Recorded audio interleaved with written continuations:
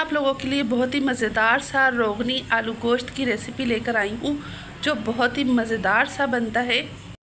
और इस रेसिपी के साथ मैं आप लोगों को बताऊंगी कि इस पे ऐसा क्या पढ़ के फूकना है कि ससुराल वाले आपसे मोहब्बत भी करें और आपकी इज़्ज़त भी करें। तो वीडियो को बिल्कुल स्किप मत कीजिएगा। तो मैं आप लोगों को एक अमल बताऊंगी कि इसके ऊपर क्या पढ़ के फूकना है कि ससुराल वाले सास हों या ससुर हों तो सब आपकी इज़्ज़त भी करेंगे और आपसे मोहब्बत भी करेंगे। तो आगे चल के मैं बताऊंगी कि वो कौन सी दुआ है जो पढ़ के आपने किसी भी चीज़ पे फूकेंगी और वो ससुराल वालों को खिलाएं या अपने शौहर को खिलाएं, वो सब आपसे मोहब्बत भी करेंगे और आपकी इज़्ज़त भी करेंगे।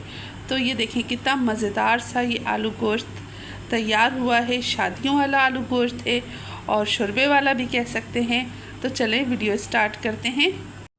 बिस्मिल्लाहिर्रहमानिर्रहीम। अस्सलाम वालेकुम। जहाँ भी रहें खुश रहें, आबाद रहें, हैप्पी रहें और हेल्दी रहें। मैं हूँ आसिया शाहिद और वेलकम करती हूँ आपको आसिया किचन एंड व्लॉग में। मैंने आधा किलो के करीब ये बीफ ले लिया है। इसमें थोड़ी सी हड्डियाँ भी हैं जो गोश्त लगा हुआ है हड्डियों के साथ। और ये 2 अदद बड़े साइज़ की मैंने प्याज ले ली है, वो भी इसके अंदर डाल दी है। इसको मैंने बारीक बारीक काटा है प्याज को, ठीक है। गोश्त भी डाल दिया और ये कुछ साबुत गरम मसाले हैं, ये भी इसी के अंदर शामिल कर देंगे। तो साबुत गरम मसाले भी चले गए। अब इसके अंदर डालने की बारी है कुटा हुआ साबुत धनिया।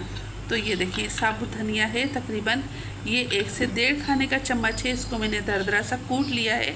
ये भी इसके अंदर चला के 1 खाने का चम्मच भर के, ठीक है ना। ये पूरा मैंने इसके अंदर डाल दिया है। और ये फ्रेश मैंने लहसुन अदरक कूटा है और ये तकरीबन 1 खाने का चम्मच या 1.5 खाने का चम्मच है, भर के लूँगी। और मैं हमेशा फ्रेश ही लहसुन अदरक इस्तेमाल करती हूँ। तो ये भी इसके अंदर शामिल हो गया है। अब ये थोड़ा सा इसके ऊपर लगा हुआ था हामंदस्ते में, तो मैंने इसके अंदर थोड़ा सा पानी डाल लिया है और वो इसके अंदर ही डाल दिया है मैंने। अब इसके अंदर शामिल करूँगी फ्रेश कुटी हुई या चॉप की हुई 6 से 7 हरी मिर्चें। नमक मिर्चें आप अपने टेस्ट के मुताबिक रखें। और 1 तकरीबन खाने का चम्मच मैं इसके अंदर नमक डालूँगी और इसके अंदर अब डालूँगी हल्दी आधा चाय का चम्मच इसके अंदर मैं शामिल करूँगी। तो ये देखिए हल्दी भी इसमें शामिल कर दी है मैंने। तो देखें सारे मसालों को अच्छे से मिक्स कर लूँगी और इसके बाद में तकरीबन 1 चाय का चम्मच पिसी हुई लाल मिर्चें डालूँगी इसके अंदर। तो ये देखें सारे मसालों को मैंने अच्छे से मिक्स कर लिया है। अब इसके अंदर 1 चाय का चम्मच में पिसी हुई लाल मिर्चें डाल दूँगी। पिसी हुई मिर्चें डालने के बाद भी मैं इसकी बहुत अच्छे से भुनाई कर लूँगी।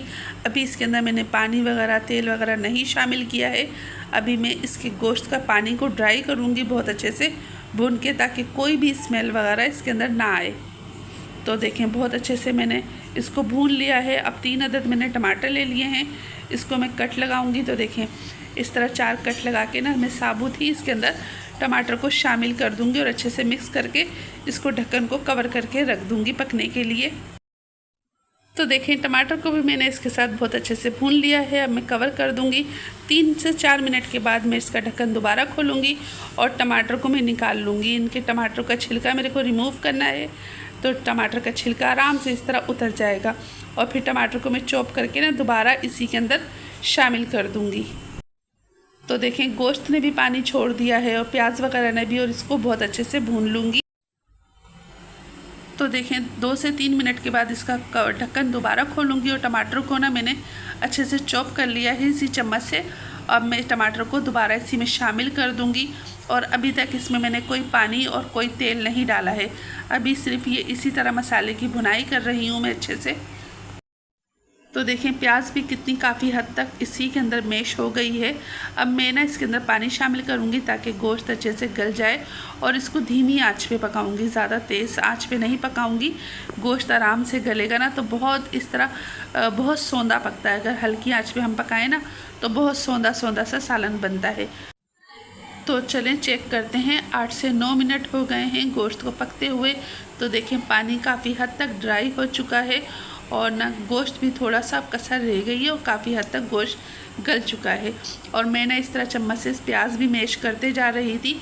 अब इसके अंदर डालूँगी मैं तेल इसके अंदर थोड़ा ज़्यादा जाएगा क्योंकि मैं बना रही हूँ रोगनी आलू गोश्त की रेसिपी। तो इसके अंदर तेल थोड़ा ज़्यादा जाएगा। तेल डालने के बाद भी इसकी बहुत ज़बरदस्त सी भुनाई करने वाली हूँ। और देखिए मैं इसको ना प्याज को मैश करते जा रही हूँ। तो प्याज बहुत अच्छे से घुट चुकी है। 4 अदद मैंने हरी मिर्चें डाल दी हैं। ये ऑप्शनल है, आप डालना चाहें तो डालें वरना स्किप कर दें। और इसकी बहुत ज़बरदस्त सी भुनाई हो रही है। और आधा चाय का चम्मच इसमें मैंने जायफल जवत्री का पाउडर डाल दिया है ताकि इसके अंदर बहुत ज़बरदस्त सी खुशबू आ जाए। और इसकी बस भुनाई करने के बाद इसके अंदर मैं आलू शामिल करूँगी। तो ये देखें आलू भी मैंने काट लिए हैं, वो इसके अंदर शामिल कर दूँगी। तो देखें ढक्कन गरम था तो मैंने जर्दे की थैली इसके ऊपर रख दिया। अयान कुरान खानी में गए थे तो वहाँ पे उनको ये जर्दे की थैली मिली थी। तो मैंने कहा चलें मैं इस तरह गरम कर दूँ और फिर साथ ही खा लूँगी। तो देखें माशाल्लाह से मसाला बहुत अच्छे से भुन गया है और सारा रोगन ऊपर आ गया है। ठीक है, अब इसके अंदर मैं आलू शामिल कर दूँगी। अब इस स्टेज पे आप जितना भी चाहें पानी डाल सकते हैं। अगर आपको पतला शुरबी वाला खाना है तो आप उसमें अपनी मर्ज़ी के मुताबिक पानी डाल सकते हैं। तो मैं अपने घर के लिहाज से इसके अंदर पानी डाल रही हूँ। और आलू को मैं हल्की सी भाप दे चुकी हूँ और बस ये थोड़ा सा उबल जाएगा तो फिर मैं इसके अंदर आलू शामिल कर दूँगी। तकरीबन मैंने 2 मग के करीब पानी डाल दिए हैं इसके अंदर। और ना ये ज़र्दा भी ज़बरदस्त सा गर्म हो चुका है और मैं इसको ज़र्दे को खाना शुरू कर दूँगी। तो बहुत अच्छे से गर्म हो चुका है। तो ये देखें मैं ज़र्दे की भी मज़े ले रही हूँ खाना पकाते पकाते। और यकीन करो तो ये ढक्कन गर्म है ना तो ज़र्दा ऐसा बिल्कुल ऐसा लग रहा है कि अब ये भी इसको दम से उतारा है। तो चलें अब वो अमल बता देती हूँ जिसके पढ़ने से शोहर हो या ससुराल वाले हों सबके दिलों में आपके लिए प्यार और इज़्ज़त आ जाएगी।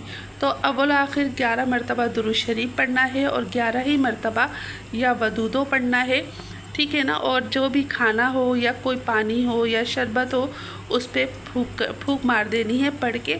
और आप ससुराल वालों को भी खिला सकते हैं, अपने हस्बैंड को भी खिला सकते हैं। तो इंशाल्लाह उन सब के दिलों में आपके लिए प्यार मोहब्बत और इज़्ज़त जाग जाएगी और वो आपसे मोहब्बत करने लगेंगे। तो देखें मैंने इसके अंदर आलू भी शामिल कर दिए हैं।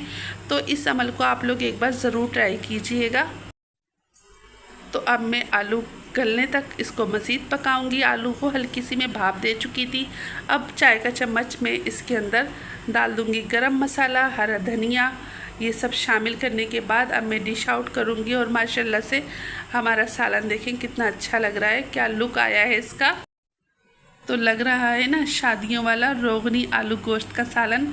तो अब मैं इसको प्लेट में निकाल लेती हूँ। तो माशाल्लाह अल्हम्दुलिल्लाह बहुत मज़ेदार सा बना था। आप लोग इस रेसिपी को ज़रूर ट्राई कीजिएगा। और ये देखिए मैंने इसको निकाल लिया। और अच्छा इसके अंदर ना हड्डियाँ ज़रूर होनी चाहिए क्योंकि ना हड्डियों का जो एक अरोमा निकलता है ना उससे सालन बहुत मज़ेदार बनता है। तो देखिए माशाल्लाह अल्हम्दुलिल्लाह आलू गोश्त का सालन है बिल्कुल तैयार। आप लोगों को रेसिपी कैसी लगी है कमेंट्स में ज़रूर बताइएगा। और एक बार या वदूदों का विड ज़रूर करके देखिएगा, इंशाल्लाह आपको इससे फ़ायदा होगा। अब चाहती हूँ इजाज़त। अल्लाह हाफिज़, अल्लाह निगहबान। Thanks for the watching.